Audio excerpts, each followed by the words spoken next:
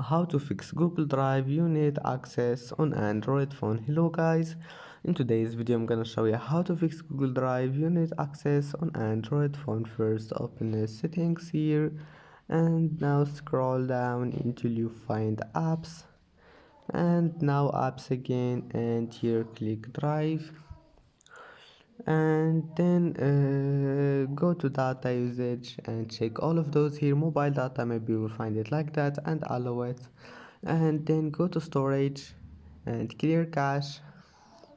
And now the last thing, just go to permissions and don't forget this one here, storage. If you found it like that in the night, just make it allow, click on it here, and that's it, allow storage, and then go back and try again, and your problem must be fixed. And that's it for today's video. Don't forget like, and see you in the next video.